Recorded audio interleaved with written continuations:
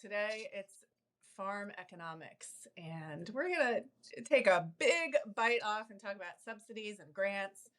This is a big topic in our culture right now, especially in our communities, Adam. And we're going to dive right in and probably piss off everyone today. Probably, yeah. Getting a little hot water. The subsidy talk. Where do we want to start? Well, It's let's start with a couple of other things first, because I want to say that usually, like, for our audience listening, usually Adam and I talk a little bit about what exactly we're going to cover in these talks, and we haven't done that yet. So whatever Adam is going to say is a complete surprise to me. And I'm actually excited. I want to hear it. Also want to make sure people know where to find us and how we got here, what we're doing. So Adam, you take the lead on that one. I write on Substack. I have a newsletter called Farming Full Time there. Been doing it for about 2 years, and yeah, you can find me there. Just Google my name, I'll pop up. And of course, if you're listening to this, whatever platform you're listening to this on, these links will be in the show notes. I'm Liz Reitzig. I write Raw Milk Mama on Substack. You can also find my podcast, the Nourishing Liberty podcast, on Substack, Spotify, all the places where you find podcasts. And we talk about our food systems and how we fit into them. Adam's a full-time farmer, as his blog says. I am a backyard grower, permaculture person. How do we say that? Permaculturist. And I work with a large number of small farms to help them grow their businesses and support local communities. And I work on the advocacy piece of it. Why do we always say that last or forget to say that? Like, I'm a complete and total policy geek. That should be front and center, but it's so there for me all the time that I guess it gets to be background sometimes. But anyway, one of my deepest passions is all that policy geekiness. And I'm going to bring that to this conversation, Adam. Surprise, surprise. Maybe it comes last because it always gets forgotten. Or it's just like talking about the air we breathe. Yeah, that's true too. Yeah. So Adam, you're Yeah, on the way to the farm, and it's still a cold, it is. snowy. Yeah, I just had a friend text me from North Dakota. It was 21 there on April. What is it, 29th? I don't know. Mm-hmm. I don't even know what day it is. We've been planting and stuff, so we've been pretty busy lately. But we got a little rain delay yesterday, and now frozen ground again this morning. So And here got a we're little gonna time get to catch 83. up with this. We're gonna get 80? 83 today. Yep. Yeah, we're gonna have 80s next weekend though, so it's gonna turn around. Some Excellent. things are gonna grow. And I woke up to green grass this morning. Finally. Isn't it amazing? Those first few days, Yeah. the grass goes from brown to green. Yeah, it's just it's a new kind of energy. I love it. Yep. Yeah. All right. So subsidies and grants. Woo! Yeah. It's a big, messy topic right now. It is messy. Really messy. Yeah. And I'm sure we Messy, could talk muddy. for hours on this and only cover a fraction of it. So whatever you Yeah. hear this morning or whenever you're listening to this is only a tiny piece of it.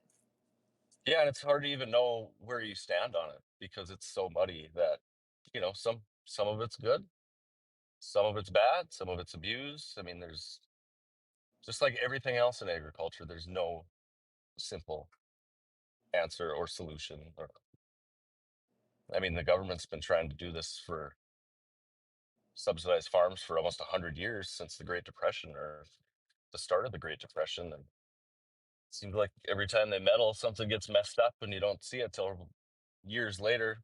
And here we are still talking about 100-year-old policies that kind of are still in effect today, some semblance of them.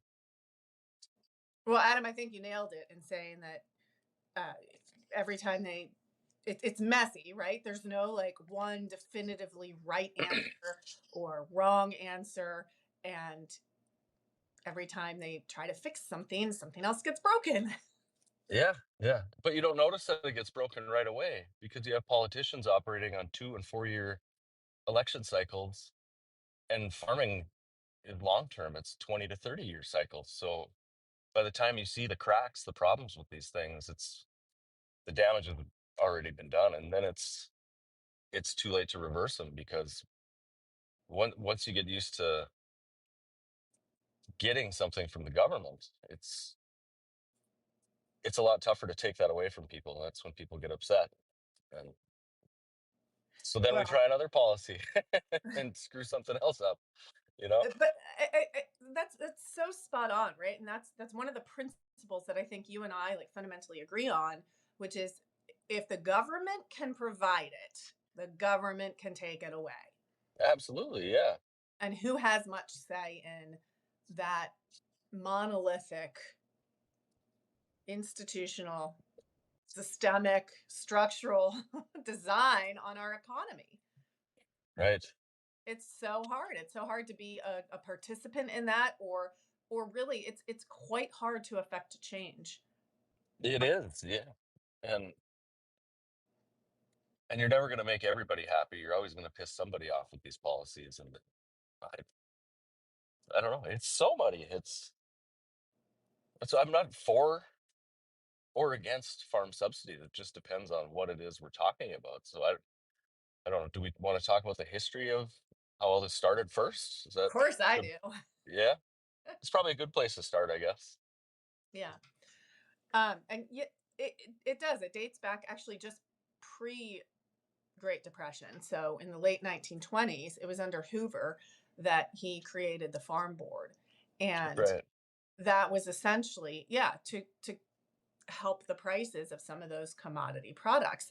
And how they did that was interesting because what they said was if you produce a lot of something, if you produce surplus cotton, I mean at that point it was basically cotton and wheat. Those are the main Right. products. The government will buy the extra from you. So what happened? It incentivized surpluses. Yeah. And People and that people that didn't normally grow wheat or cotton, all of a sudden, why don't we grow wheat or cotton? There's a safety net. Why not? yeah. And also like when you look at the ecosystem, what it did was it de-incentivized or disincentivized diversity. Right. Yeah. So you can look at what was happening. Well, actually, what actually led up to that, right? That's a whole nother piece of the conversation. And a couple of the things that led up to that was the invention of the cotton gin, which made cotton processing so much more efficient. So they could Mhm. grow more, process more, and it was being exported, of course. And okay, what happens to markets with supply and demand? You have an excess supply, prices drop, right? I mean, it makes Mhm. so much sense what happened because the way I look at it from an ecosystem perspective, it was a natural or lowering of prices when you have less diversity. It's a natural response to, hey, we need more diversity. We need more choices, different types of food, different crops at different times, right? Yeah. Exactly. I mean, the market is the boss. I mean, and eventually it's going to punish anybody who tries to mess with it. I mean, and it's so weird that they. What's weird to me is that they didn't see that coming. Like, obviously, if you have excess wheat, the price of wheat's going to go down. And then not only did they do it in 1930, they did it again 50 years later in 1980 after they told everybody to plant fence row to fence row. They did the exact same thing, and then they paid. I used to work for a guy who had a bunch of grain bins and some sheds that were paid for by the government to store wheat, surplus wheat. It's like, I don't know, history repeats. We It don't learn, does. And of like, course, from that surplus, we also got the ridiculous food pyramid. Eat 11 servings of grain every day yeah, yeah, that because too. there was a surplus that they needed Right. to do something with. Hmm.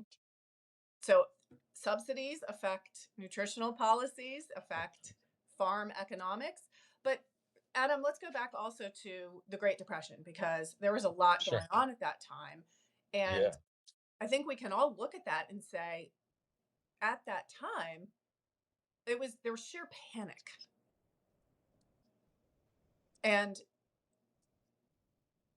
I guess in a way, like if we want to relate it to anything, maybe we can relate it to the panic that happened around COVID and the financial crisis because so many people lost work. And I don't want to talk about the rightness or wrongness of any of that. That's not the point here. The point is to understand the panic, and that there was an attempt, I believe that there was an attempt under FDR's leadership to alleviate some of that panic. And so his Agricultural Adjustment Act of 1933 was intended to do some of that. And you're right, like some of the consequences of that were terrible.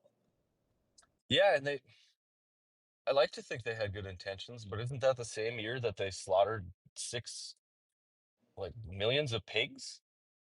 Well, Yes. people are starving in the streets and the price of pork collapsed. So to support the pork price, the idea was to slaughter the hogs to bring the pork price back, which it did. But they, I don't know, they had such a supply of pork they just wasted them. I mean, all this food wasted, and there's people starving. Like, how didn't they see that happen? How? How? I, it blows my mind. But like I said, I'm sure the intentions were good, maybe. I, but when you're doing stuff like that, how do you make that decision with good intent? I don't get it. I don't know. Yeah. And I think that's, I think some people actually really question those intentions. And Right. to be honest, I do too. I think for the most part, people, basic worker level people, have decent intentions. But I do Yeah. think that there is some manipulation going on behind the scenes with some people who maybe don't have good intentions, who maybe want to do land grabs. So they want to devalue or displace farmers so that that land can be bought up. Like, I think those intentions are also Yeah, there. I'd agree with that. Yeah. I don't necessarily think they're good intentions. Sometimes they're just thoughtless, but those are a component of this entire ecosystem of Yeah. subsidies and grants and who gets them and who doesn't. There Mhm. are greed based intentions, even while a lot of Oh people. yeah. Yeah, there's yeah, greed-based intention. There's a lot of abuse. I mean, prevent plant is a good example. So if we can't get our crop in by a certain date, call it June 20th, it's too late to plant wheat because the ground is too wet, we can just collect subsidized crop insurance for not planting that. Which I get that. Some years that does happen. I've seen it happen a few times in my life. But then on the other end of that, it incentivizes people to game the system and just say, well, it was too wet, I couldn't plant, even when it's perfect conditions, dry, all the neighbors have crops in around. But there's people around here that are known for just gaming that system. There's one guy that just got in trouble around here for like he wasn't even planting his whole field. He read the rules to these policies and figured out if I leave my planter up 30% of the time, I still qualify for crop insurance. So he was planting 70% of the field. And he did this for years, year after year after year, and he collected a check. But they finally went after him now, and he just lost it all this year. But I mean, this went on for a decade probably, and it's just so that's the negative side of it. The side that I hate is that it's so easy to abuse, and there's no checks and balances to it. So that's part of the reason we get a bad rap for it. But aside from cases like that, if there's a system set up that way, you're a fool not to take it, right? Well, Not game the system, but I mean when the situations are actually when they match what the policy says, when it's too wet to plant, we we need a backstop, I think. yeah, I don't Adam, know. you're touching on the personal versus the system wide, right? And of Yeah, course there can always be corruption in any system, especially when of there's course. money involved, right? So I think it's Yeah. given that there's going to be corruption, and we can lump in what I was talking about with the intentions, the greed based intentions. That can be considered corruption, right? So Hmm. there's always going to be that. There's human beings involved, so that's going to happen. But I think the bigger question here and the bigger lens to look at is what do these subsidies or grants incentivize?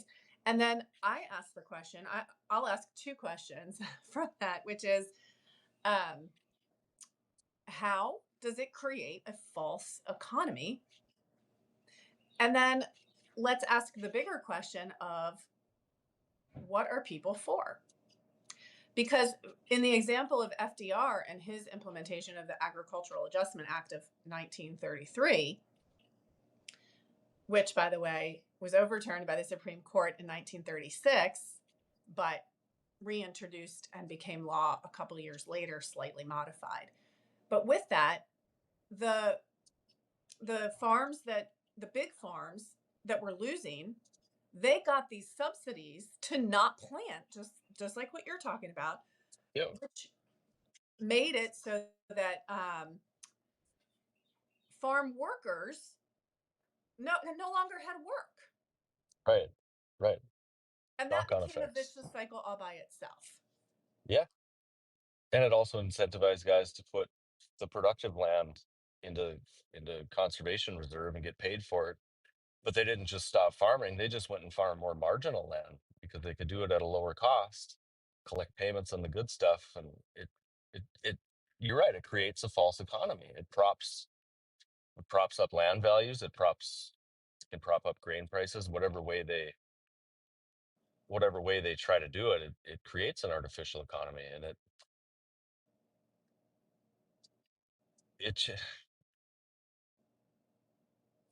I don't know, it changes it from farming just to farm to chasing a system basically. Yeah. And we're just at the whims of basically whatever the government tells us to do in a way. In a way, absolutely. On the individual level, right? On Yeah. the farm level. And Yeah. then let me tell you a couple of stories, and we can talk about this for a little bit, because the whole grant ecosystem, and I'm using the term ecosystem just because I don't even know what else to call it, but let's say the grant economy, where certain things, and I want to use examples on the small farm scene because that's what I'm more familiar with. But certain things are considered grant worthy in different places by different entities, right? Everything from USDA to state level grants down to privately funded grants. And in that regard, here's what I'm seeing. And tell me what you're seeing. Tell me what you see that I'm missing. But for example, farms, the USDA had several layers and levels of grants for farms that wanted to implement solar. And so when you're a farmer and you're like, oh, I can put solar on my land, and somebody else is going to pay for it, it does two things. It artificially inflates that cost of solar, the price, right? Because, oh, Right. hey, I don't have to pay for it. So the solar companies can basically do whatever they want with those prices. It's getting funded by grants. And then on the farm level, it's like, if that's not valuable enough to actually save for and pay for, is it valuable? I mean, yes, but, right? There's so many buts to that. Um, or yes, and then another thing is that, so here I'm going to give an actual real life example here. In my area, there's a small farm that's flashy and really, really beautiful and doing so many things that are right in line with the modern talking points, and um, very popular, big on social media, all the whole nine yards. And they've got a certain price for their produce and their products. And then there are other small farms, and they're funded by a large number of grants. Sure. And then there's other farms that are not, whether through their own personal ethics, they don't, or through not being able to, they're not. And they have to sell their products at a price that still works for them, but they're trying to compete with farms like this other one that can sell at a much reduced price on some things because they're funded by grants. It's just, it creates this, like one farm put it to me, a truly false economy. Yeah. Yeah. It makes it, yeah, a totally unlevel playing field. Like, that sucks. I didn't know that. Hmm. Yeah, it's happening. And then people will say, "Oh, but wouldn't you rather the small farms get the money instead of the DOD?" Yes, of course. I mean, yes, like yes, of course. But Yeah. is it an either or? The DOD is going to get funded no matter what. And what can we do to help diversify and really help support small farms so that they're not relying on grants and they're not creating this false economy? Huh. That's really interesting. I never even thought of that. I haven't worked much with grants, but I've been looking into it. There are, on a larger scale, we have there's a program called Equip, which is one of the subsidies that it actually has. Oh, sorry, I just totally lost my train of thought. It has good incentives anyway. Equip is about reducing fertilizer. The government will pay you to reduce fertilizer, buffer strips, cover crop, no till, things like that. And one of the things I was looking into, I'd like to start strip tilling, basically doing a little, instead of going out and doing full tillage and blackening the soil, I just want to do a little strip this wide, till that, and leave the rest of the soil undisturbed. Saves fuel, better for the ground, all these things. But the problem is the equipment. It's a $500,000 for one machine to do this. Well, good grief. So I've looked into these grants, but now everything is frozen. So we're just kind of we've signed up for some of these things, but now you're just in limbo. We don't even know what's happening with them. So it's a struggle on our end too. And and to compare to, well, your comparison of the nice farm versus the other, I think this stuff is available to all of us, but I think very few are willing to go through the work to get it.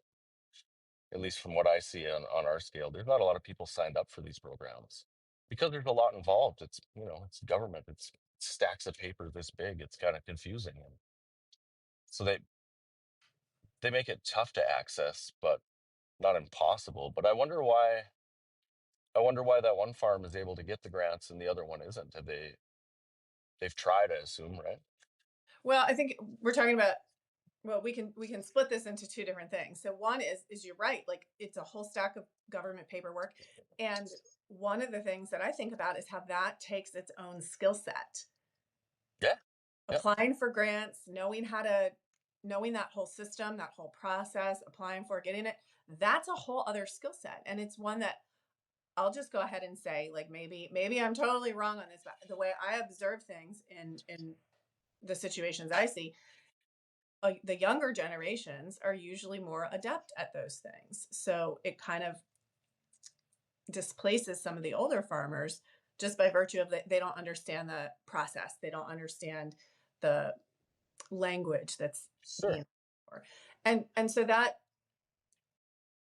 that's a discrepancy right there. And then the other thing is the farm, some farms actually ethically do not want to apply for and use grants. Sure. I get that. And so in the example I used, the farm that's not getting grants, they have an ethical position on that. And I Sure. respect that. I mean, I really respect that on a personal level and on more of a systemic level. Because as you're saying, like that piece of equipment you need, to me that seems like a replay of what happened after the Agricultural Adjustment Act. And some of the equipment was subsidized, which meant that uh, perhaps I'm not as much of an economist to say this definitively, but those who sell the equipment can then artificially inflate those prices because you're not paying for it anyway. Yeah. The that's endless actually is. that's actually happening right now. So I trade stocks sometimes.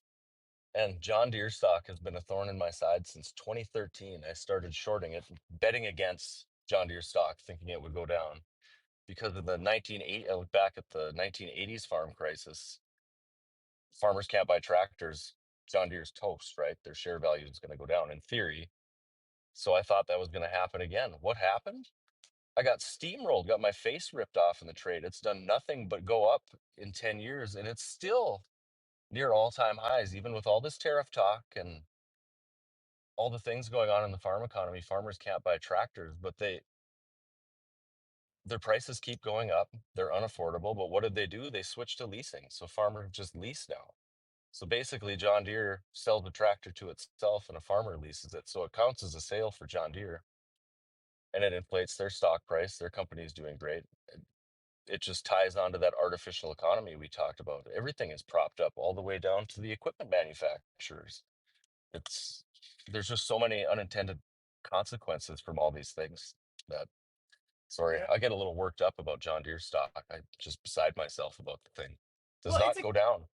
it's a great microcosm, right? It is, yeah, It's a yeah, perfect example of what's wrong with this system. So yeah. let me read off a couple comments real quick. So Cat Warrior says, "How do you think government should or shouldn't be giving subsidies? I don't see the benefits of pretty much anything subsidized by government." On a system level, I would say I have to agree with that on the system level. And on the personal level,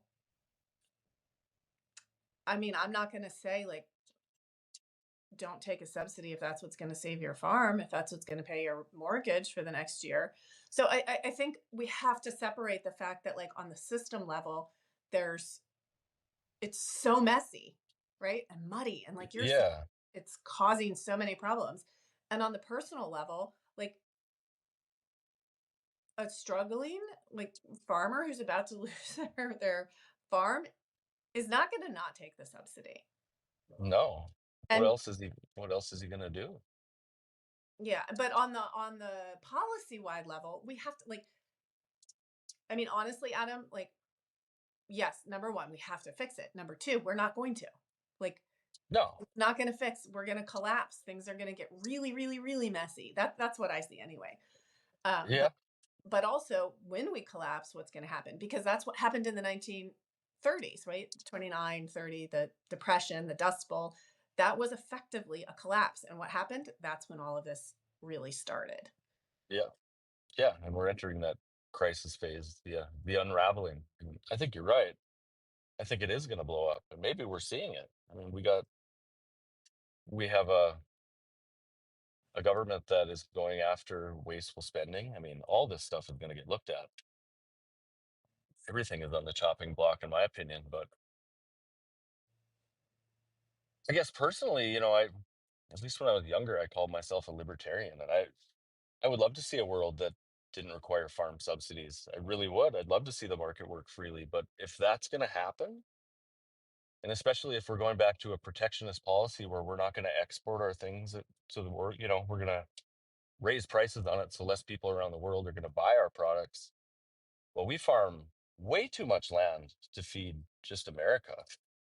So for that to happen, you're talking about a complete system meltdown, a complete blow up.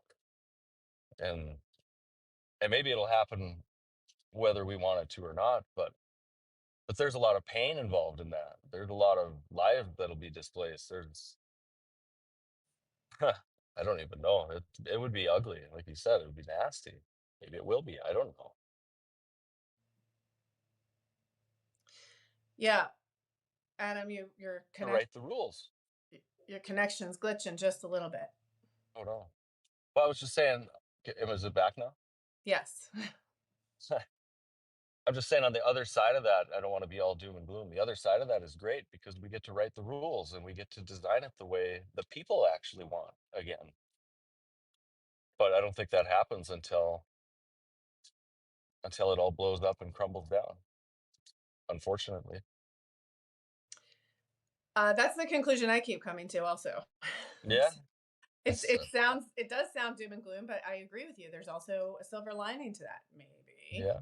And I agree with you also. Like I don't want to see collapse and lots of people suffer. That's what I hope we can prevent. And Right. and I think it ultimately on the individual level, it is our responsibility to do whatever we can to improve our local food security.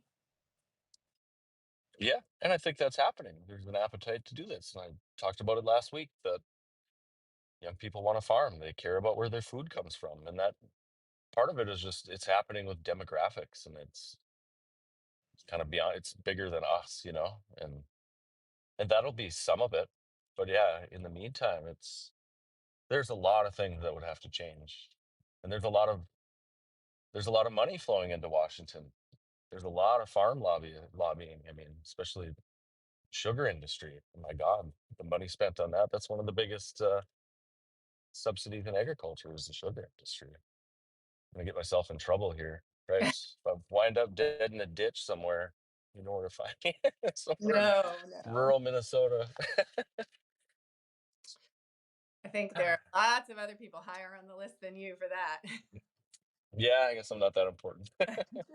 Well, but I know. I mean, but it does it knowing how corrupt things are does require a certain amount of caution in what we discuss and when and how. Yeah, That's discernment and wisdom. but yeah, but you're right. And that, oh gosh, like just that one statement of the sugar lobby, I'm like, I want to go off in so many different directions and pull on so many threads on that. But there is a lot of power there. There's so much corruption with how money gets allocated, right? And another question that came up, Rooster was asking about, well, if farmers are paid to not grow, couldn't somebody game the system and just become wealthy by not growing? Yes, yes, that is happening. yeah, yeah. That happens. There's plenty of people that know how to take advantage of that. Yeah, Hmm. yeah, yeah. They've tried so many variations of it. I think in the '70s they paid farmers to leave land fallow for a year just to take some out of production. They've messed with peanut quotas. The government regulated how many peanuts people could grow and who got to grow them until 2002. And that's basically how the sugar industry works too. They tell the sugar processors you can produce this much, and it artificially inflates the price of sugar in America. Our sugar is 2 times more expensive than sugar anywhere else in the world. And then the worst part of it is, oh man, Adam, I'm really gonna. can you give a little bit more detail on that? Are you talking about the sugar beets that the farmers sell or the price that we That's consumers are paying that's for sugar? that's one of them. But sugar cane producers in Florida too, they're all under the same system. Um, but yeah, it's basically a way to prop up the price of sugar to support all of us, sugar beet farmers, sugar cane farmers, and I'm not saying that's a good or a bad thing, but it creates another false market basically where we could, Mexico produces sugar at half the price. Doesn't it make sense to import that? But we don't because we slap a ginormous tariff on it to keep our price elevated. And it's really interesting now because we have an administration, especially Kennedy, is you just said the other day, sugar is poison and we're subsidizing it. Another farmer told me that, like, you believe that? They said sugar's poison. I'm like, well, it kind of is. And I've always had a moral dilemma about that, like raising sugar, and obesity is a massive, massive problem in this country, and we're subsidized for it. So I don't know, more false economies, more unintended consequences, if you will. But the point is that that's not even safe anymore, I don't think. I mean, they're gutting all sorts of stuff. Who's to say that's going to be in the next farm bill? Probably will. Like there's a lot of lobbying money behind it, the cartel. It's interesting that uh, what that makes me think of is, do we really think that consumer advice is going to change on a product that's been that heavily invested by our the other side of our institutions, shall we say?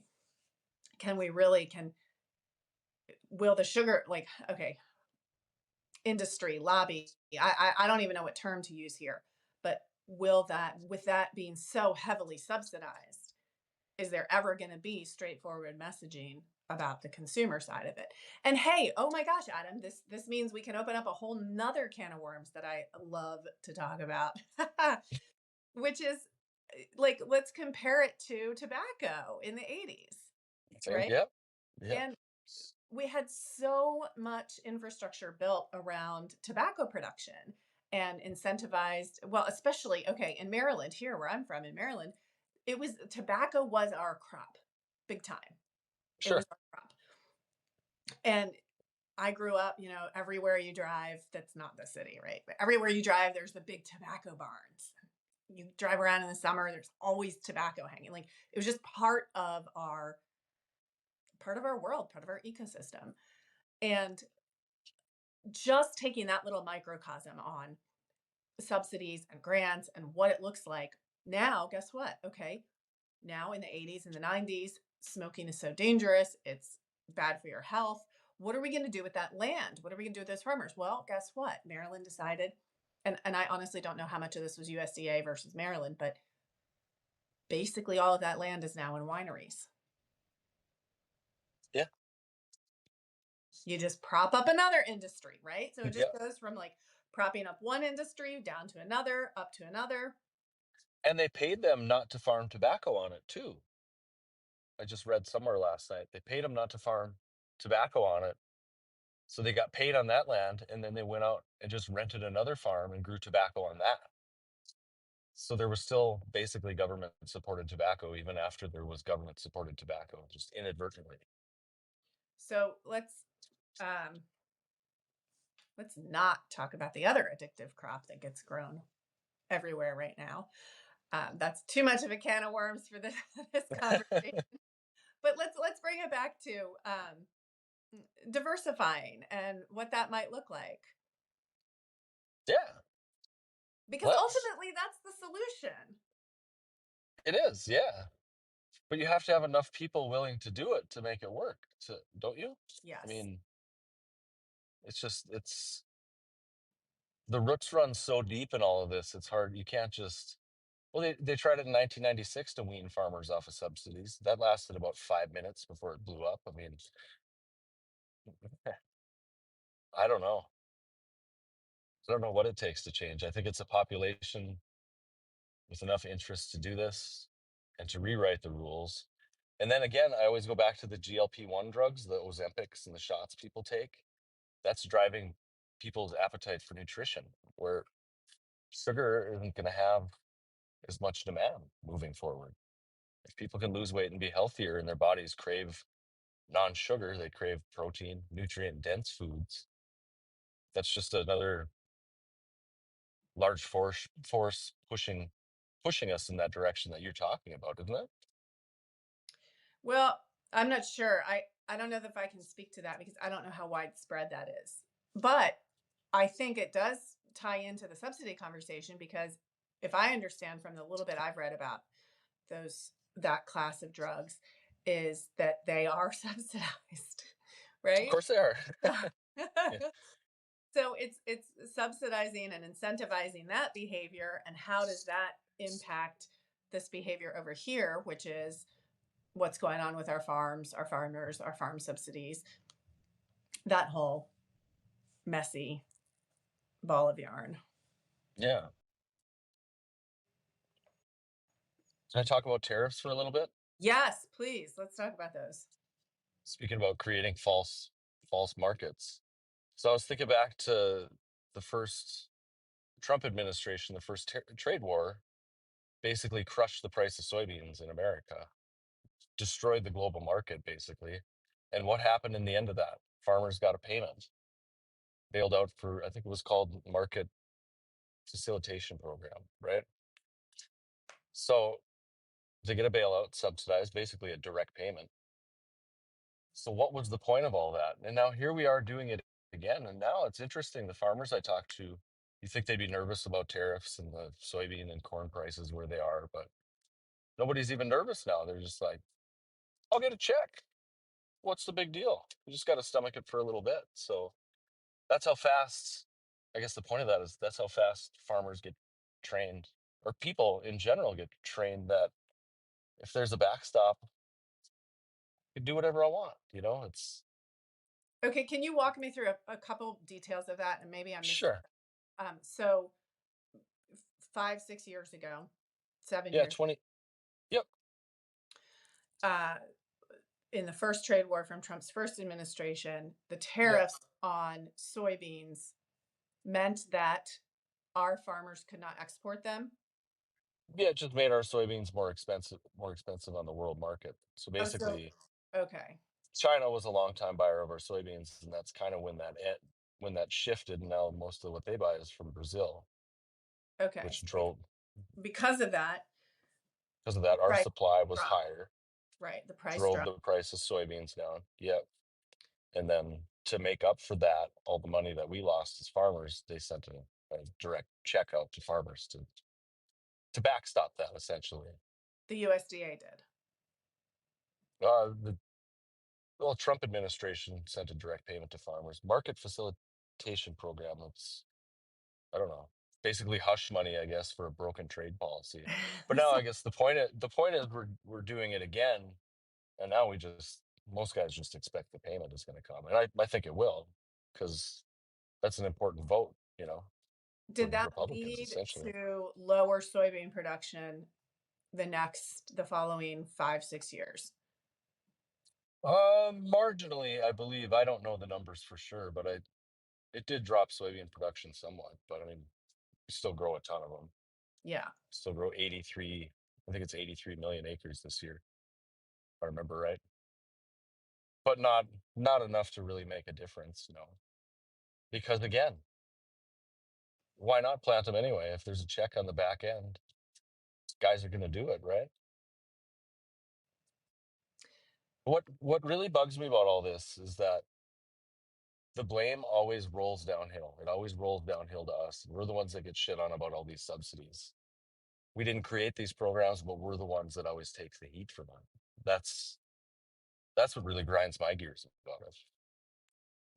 Well, I agree with you. It's like asking, I mean, it's an, how to put it? It is insurmountable. It's not a realistic ask to ask commodity farmers to stop taking subsidies and crop insurance. And we're Right. using those two terms as we're saying subsidies, but that includes crop insurance. Like if something Yeah. when bad weather happens and you don't get to plant your crop, that's considered crop insurance. And but you're right. Like the blame is put on the farmers taking the subsidies when it's realistically what most humans would do, caught in Yeah, this just horrible system. yeah, you mentioned COVID earlier. Every industry got COVID bailouts. How many people took free COVID money and didn't pay it back? I mean, it's easy to point your finger when you're not the one receiving the subsidy money, but when you have the option to take the check, 99 people out of 100 are going to take it, right? Yeah, I would say 999 out of 1,000 Yeah, or yeah, I would more. agree with you. Yeah. But that's the shitty part is most of us just want to farm, but we're trapped inside this system that we didn't even design. We're just navigating just trying to keep it between the lines. That's what's difficult about it. Yeah, and let's look at numbers again. Let's rewind to history because back when the USDA was first implemented under Lincoln, 50% of Americans were farmers. All right. Yeah. And so that's why it was called the People's Agency or the People's, whatever it was. And now, we talk about this all the time. It's approximately 1 to 1.5% of Yep. Americans are actual farmers now. And that's a huge difference. So that means that you're right, Adam. And we can kind of see this. I mean, if you look at some of the numbers in the graphs, you see just the downward trend of farming and agriculture in the US, but you can also see how it's directly related to the implementation of, well, Hoover's Farm Board and incentivizing not growing. What are landowners going to do with all that farmland? Well, they're going to stop farming it, right? And the the impact it's having, how all of these policies shift that down consistently. Huh. You kind of lost connection a little bit, so there was a gap there. Oh, well, I'm just going on about how policy and the policy to subsidize and incentivize not planting creates a world of fewer farmers. Right. Yeah, it Yeah. does. Okay, here's a question for you, Adam. So Rooster says, it's really interesting. And how do terminal seeds affect the markets? And I think that's a good one for you because you have a seed company as well as being a farmer, and you can speak to some of that and give us the 1, 2, 3 on that. What affect what markets? Like, could you be more specific on the question? Yeah. uh, If you can hear this, go ahead and type something in there. But I'm going to extrapolate and say probably related to what we're talking about, because farms are subsidized a lot for GMO crops, which are terminal seeds. And also, when I think of this, Adam, I think of, oh gosh, this is like a whole nother tangent. I hope it doesn't get too crazy. But in the world of permaculture, we have ways of explaining things and talking about things. And one of them is the concept of many different types of capital that go into our systems. It's not just financial capital. And one of those types of capital is called living capital. And it explains the natural world, and how if I have a bull and a cow, and the next year I have a bull and a cow and a calf, and how that leads to wealth and quality of life without it being financial capital. It's it's called living capital. And so the oak tree in my field could be the same thing. But terminal seeds, and that means seeds that do not produce a plant that produces more seeds, they impact a farmer's ability to continue that natural cycle. Sure. I mean, not all of our seeds are terminal. Our wheat we grow and we regrow and regrow for years, as long as it's not patent protected by Bayers of the world or those guys. So not all of our seeds are that way, but I guess how does it affect the markets? Well, it drives up the price of seed a lot. It makes it that much more expensive to farm, so it affects it that way. Okay, so Rooster Um, says actually he was thinking about Brazil versus US markets, not planting for a season and taking subsidies. Okay. So how would that impact the bigger picture that we're talking about with supply and demand when a farm if like, if we didn't plan for a season, or if Brazil didn't plan for a season, well, if we don't plant for a season and farmers get subsidies, sure. how does that impact the export market?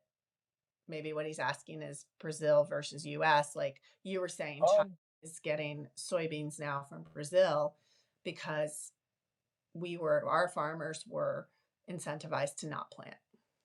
well, that's part of it, but it's also just because they're cheaper out of Brazil or South America. They can produce soybeans much cheaper than we can. They have cheaper land, they have cheaper labor, cheaper machinery. So that's probably the bigger reason why China buys them over us. I would think. Makes sense to me anyway. So that might have less to do with the terminal seeds and more to do with larger economic inputs. I think so. Yeah, I think that's just basic supply and demand and price. They have pricing power over us. I think would be the biggest driver of that. That makes sense. Yeah. How did Brazil get involved in soybeans specifically? I really don't know how that started. I don't know much of the history behind it, but the growth they've experienced is astounding. And they're saying they're going to eat our lunch. Like I don't even know how much of a market there will be for soybeans in a few years in America. I mean, especially if we have tariffs restricting the export of them. I mean, things are going to change quickly. And yeah, we might get a payment to support us, but that still doesn't stop the other effects of it from happening. I mean, eventually things have to change, right? Wouldn't you think? Well, things are always changing, whether we want them to or not. and, Right. Yeah. and that I think is, the example I used earlier of like in Maryland, all the tobacco farms, well, there's no more money in tobacco. So they get grants and now they're all doing wineries. What's the impact of that? Are advertisements for and incentivizing more alcohol, right? Yeah. And then So pretty soon too much wine is produced. And it's like that. I can't remember what country it was in the EU. They had wine lakes basically because I wrote it down somewhere. I don't know if it was France or where it was, but the government was subsidizing wine basically, overproduction, and then pretty soon they were dumping wine in lakes because they had nowhere to put it and nobody would buy it. So this Yeah, is and not just a U.S. thing. Subsidies around the world are there's all it, kinds of examples of these things. all right, here's a thought-provoking question. Ready? Yeah, I'm asking you to take a stab at this first, and then maybe I will. What's a realistic way to break that cycle of needing to be subsidized? Does it become self generating after a while, but can be changed, like the voting process or something else? I get taking the check, but there's a point in the cycle where collective choice, but um, is there a point in that cycle where collective choice can break it in a sustainable way for the farmers? Woo, that is the big $60 million question, isn't it? You take a stab at it, Adam. I don't think so. Not without a lot of pain for a lot of people. And you have to have enough people willing to do it. But yeah, there probably is a point where it breaks. Where that is, your guess is as good as mine. But have you ever heard of reverse lifestyle creep? Have I heard of it? Yeah. I've heard of it might be the same concept. Tell me if it's the same. That if you voluntarily lower your standard of living, your quality of life improves. Same kind of concept? A little before that actually. So lifestyle creep is when, typically you start a career and you slowly make more and more money and your lifestyle improves, but it improves so slow that you really don't notice it. Well, if you Oh. go broke, it usually happens pretty fast. They call it reverse lifestyle creep, where you have to go backwards from where you were back to where you started really, really quickly. And trust me from experience, it's really hard to do reverse lifestyle creep. It punches me in the face. Basically, what I'm saying is to go through a change that a lot of us would like to see, you're asking a lot of people to go through that reverse lifestyle creep, to basically go broke for a little bit and start all over, or find something else to do, or figure out a new career path or a new thing to farm or whatever it is. You're asking people to basically overturn their lives and dump them on their heads. And to get people to willingly do that, I don't see it happening, I guess, but maybe I'm just a negative Nancy. I don't know. Does that make sense? It totally makes sense. And Okay, good. I'm just thinking about this question and your answer, and in terms of what I know about human nature, is there a realistic way to break that cycle of needing to be subsidized? Um, no, no, because the work, Adam, the work that you and I do and the work that I've been doing for 20 years is all about finding and supporting the local growers and changing policy. And I'm going to say there's not enough interest. People do not care. Like, Americans don't care. They want Right. their cheap food, they want Dollar General, they want to be able to get whatever they want to get whenever they want to get it, not care about seasonality, not care about showing up at the farmer's market, even if it means they have to get up a little bit earlier, not care about buying from a local buying club if they have to think about it. They just want what they want when they want it. And Yeah. that, to create a change of that magnitude, it's not going to happen on the policy level. There's way too much corruption and not enough people care to modify that corruption. And I honestly think it's not going to happen until we have some kind of bottom drop out. And it's going to be a crisis. It's a lot of people are going to be in pain, but often it takes that kind of pain for serious change to happen. Yeah. That's how every massive structural change in history has happened, usually through pain, through famine, depression, war, something like that. There I go, doom and gloom again.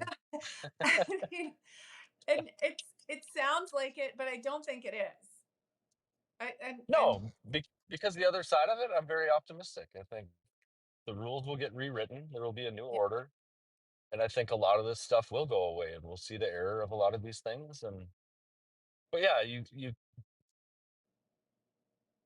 can't avoid the pain ever. It's life. That's human nature, like you said. It's people don't change unless they have to, until they're forced to. It's no different here.